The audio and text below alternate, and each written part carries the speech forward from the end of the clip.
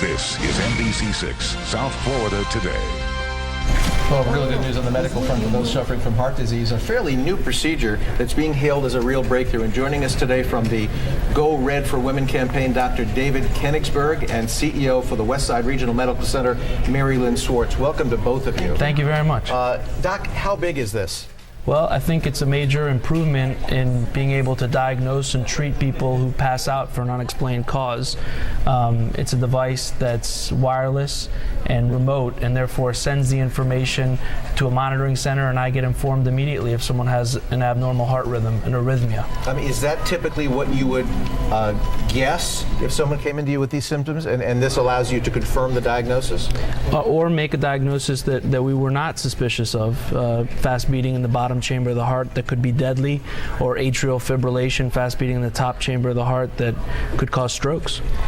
How many, in terms of women, are there a lot of women who are afflicted with this problem? A lot of women are afflicted with it, and so many women don't even know it.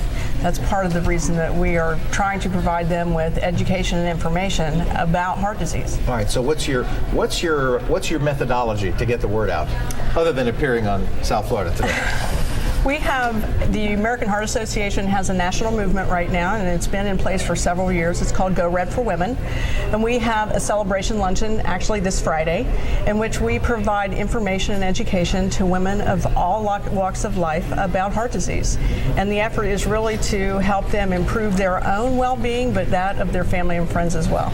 Okay, Doctor, this is, as you were saying, an electrocardiogram that's constant. Correct, and it's implanted under the skin. So it's an invasive procedure. How invasive is it?